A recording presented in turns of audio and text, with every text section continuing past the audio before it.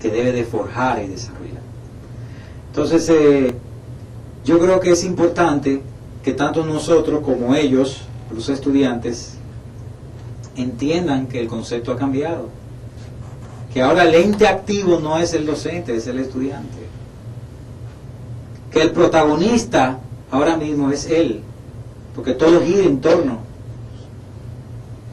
a su aprendizaje. También evidentemente cambian los recursos, los materiales didácticos. Es importante utilizar los textos como referencia para uno edificarse, para uno documentarse. Pero en el caso nuestro, la metodología tiene que cambiar. ¿Por qué?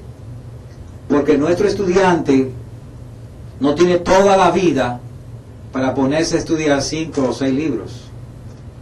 Eso es una locura. Es tanta la información que existe ya hoy, por ejemplo, en la red, que ya a uno hasta difícil se le hace saber, ven acá, ¿con cuál es que voy a trabajar? ¿Con esto o con aquello?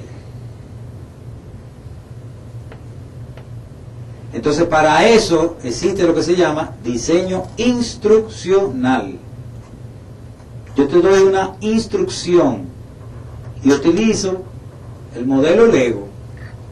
Yo voy desarrollando conceptos muy básicos primero y luego voy construyendo arriba de esos conceptos básicos y voy escalando, construyendo la pirámide del conocimiento. Pero tengo que tener claramente una intención de que él va a aprender solo y que ese material se basta por sí mismo. Porque el problema que nos pasa a nosotros es que por el alto nivel de especialización que tenemos, cuando nosotros escribimos algo o enseñamos algo, de manera inconsciente tratamos a los estudiantes como si tuvieran el mismo nivel de conocimiento que tenemos nosotros. Es muy común que suceda eso. Lo que es obvio para nosotros, probablemente para ellos no lo sea. Entonces, por eso nosotros tenemos que empoderarnos de otro principio fundamental que tiene que ver con el significado. Claro, ya tengo la intención de que esto es recíproco. Yo te enseño para que tú aprendas. Pero lo que yo te enseño tiene que tener un significado para ti. Porque si tú no lo entiendes, no te va a servir de nada.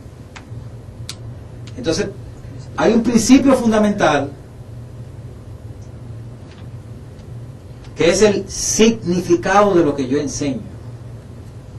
Todo lo que yo desarrolle como contenido, esa persona tiene que identificarse, tiene que interpretarlo.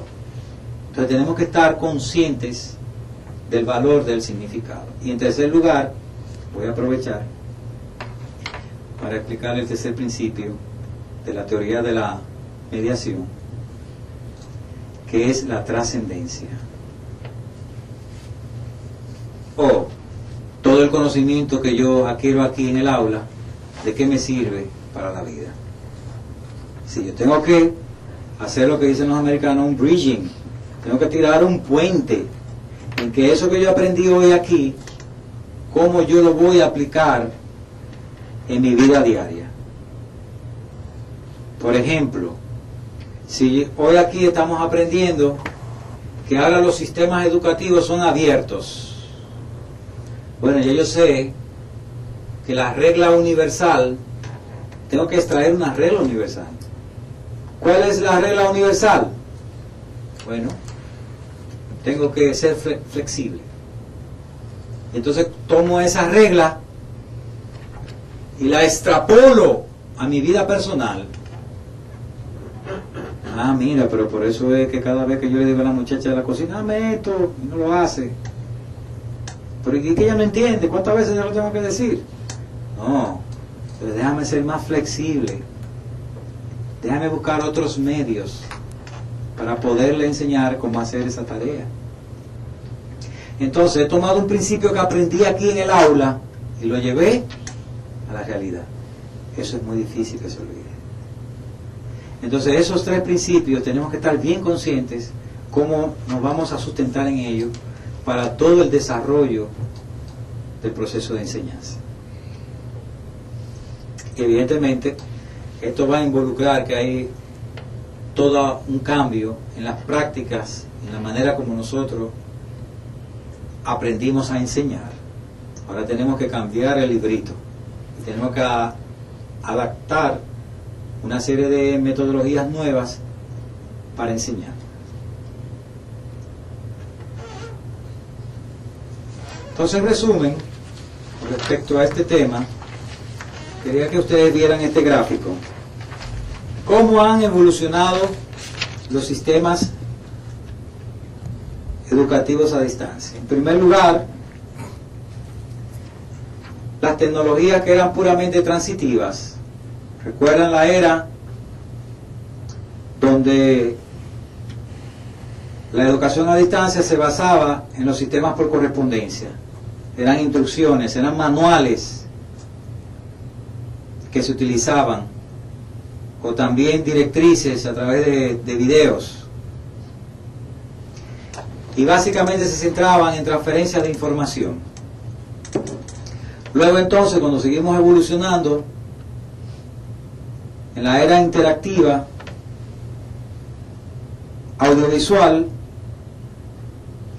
comenzó a trabajarse los sistemas de enseñanza centrados en el estudiante, en el alumno.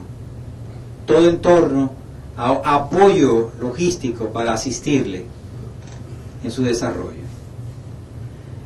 Y hoy día entonces estamos en la generación o en las tecnologías colaborativas.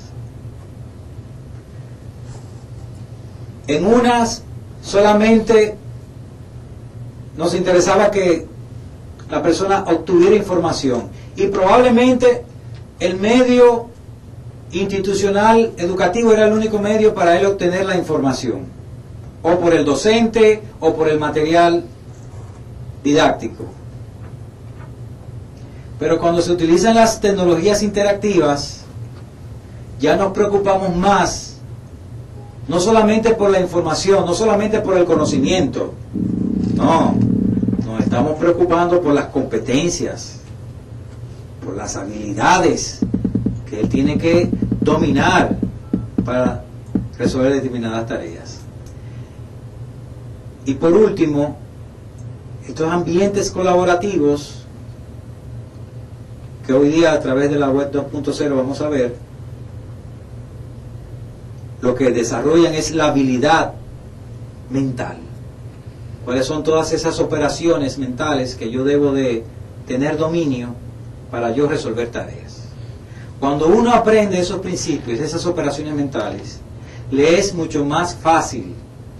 Porque cuando usted se le enseña, por ejemplo, cómo analizar, cómo sintetizar, cómo hacer una proyección hipotética,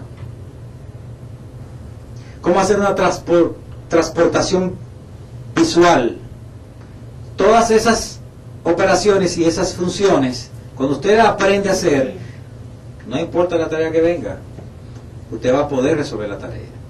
Entonces vamos a ver cómo de manera transversal usted va a ver en los materiales de estudio que están identificadas cuáles son esas operaciones mentales que hay que desarrollar para adquirir la competencia. De tal manera que de manera implícita estemos conscientes que parte del objetivo que tenemos que lograr es el desarrollo de esa competencia del lado del estudiante. Bien. Vamos entonces brevemente